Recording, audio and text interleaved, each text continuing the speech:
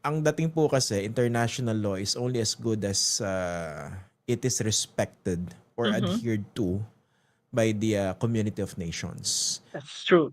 That's true, di ba? And pag hindi naman siya nire-respeto, ano pang saysay niya? Okay? The next question is, okay, Trump already did this. Aside, when you talk about the international community putting up a united front, what exactly do you mean? Aside from, let's say, condemning this and urging the US to adhere to international law, unang-una, mapapabalik ba yan sa Venezuela? I don't think so. Okay? Dinala na yan sa US eh. So Mhm, what mhm. exactly do you mean when you say united front? I think it's really a challenge, no, to the international community, community of nations, to say enough is enough. And right now, kagaya ng sabi mo, nangyari na yan. So ang kailangan talagang ayusin is hindi na maulit yung ginawa ni Trump, no?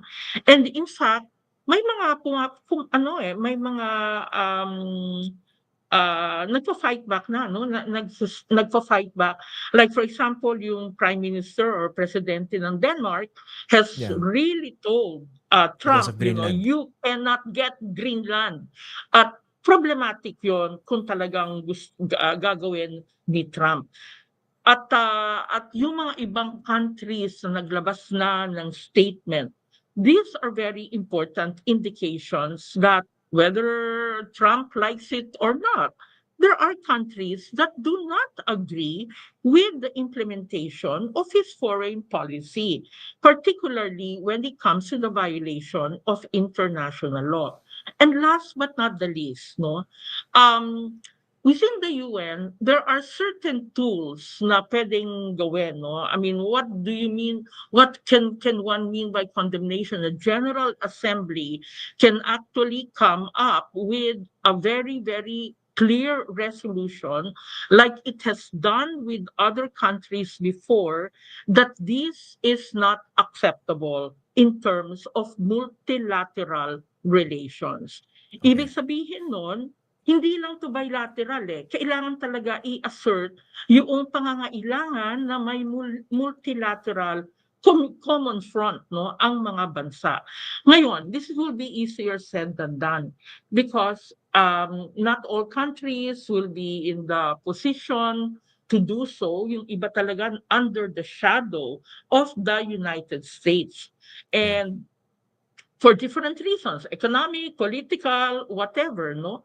But in the end of the day, being a member of the United Nations means basically that those countries are actually acceding, should comply with the United Nations Charter, which is actually supreme when it comes to multilateral relations among the different countries. Okay.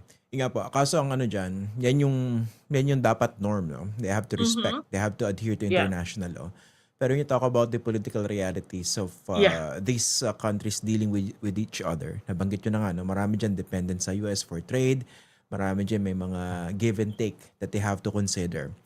And of course, syempre pinag-isipan naman to ng Trump administration before I'm doing this. sure. Ano? And one of the things that apparently they have perhaps considered, no? Paano kung masaya yung mga taga-Venezuela? Paano po yun? What if they're happy with what the US did to their quote-unquote president? That they're okay Actually, with it mhm. compared to the Maduro administration condemning it. Okay. Parang, di ba, That sinasabi ang yeah. argument dyan, kumbaga, marunong pa kayo sa amin eh. Kami yung taga-Venezuela. Kami nga nagre-rejoice eh. Kayo dyan, puro ka international law. Actually, madaming perspectives diyan, no? Unang-una, there is a functioning government in Venezuela, whether we like, whether we agree with that government or not. And in fact, the vice president has already made a stand that she will, babae kasi yung vice president, no? Yeah. That she will actually continue the government under her leadership.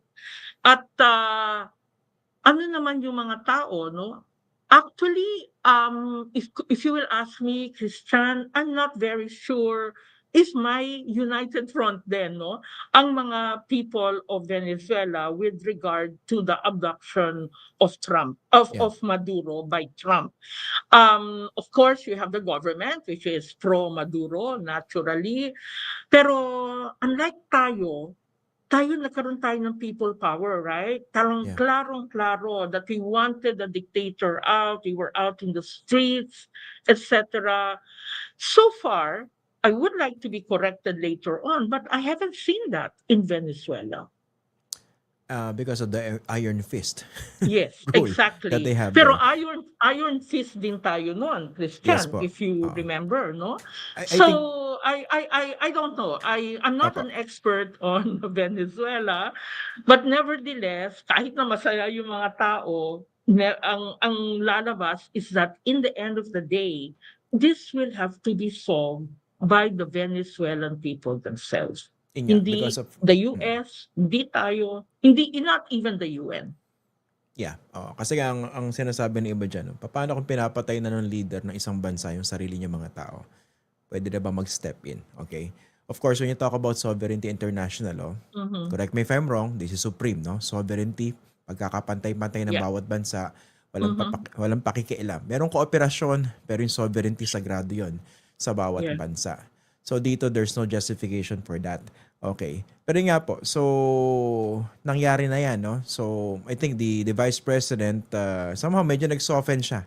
And sinasabi niya, we're open to cooperation. Actually, si Maduro nag-ano rin, di ba? It's been months Yeah. nung nagsimula mag-threaten si Donald Trump dito. And Yeah. lately, medyo nagsusoften si Maduro. Ngayon, Vice President niya, medyo nagsusoften. Mm. So, pero I'd like to get your perspective doon sa binanggit ni Trump na the US is in charge of Venezuela. Yun How na do nga you see eh. that? Hindi maliwanag sa akin eh. Okay, what exactly does he mean by the US is in charge of Venezuela? We really don't know. What is very clear to me is that he wants to basically have control of the oil reserves of Venezuela. So in the end of the day, it's, imperialist interest din ng United States ang namumuno. And yung pagpunta niya sa Venezuela with his oil reserves, yung pagbomba niya sa Nigeria, which also has a lot of oil reserves, yung paggusto niya kunin ang Greenland, which has a lot of minerals, etc. I mean, for me, this really smacks of the interest of the United States to be able to obtain, to control, and to basically use the reserves, the natural resources of other countries. And for me, that is exactly what international law is supposed to prevent. That a country will colonize, okay, sabihin natin hindi naman talaga direct colony, no? Pero meron tayong mga tinatawag na neo-colonialism or Mm. imperialism or capitalism na nangyayari. And international law is there supposedly to put certain tenets in order to prevent a country controlling another country, violating the sovereignty of another country.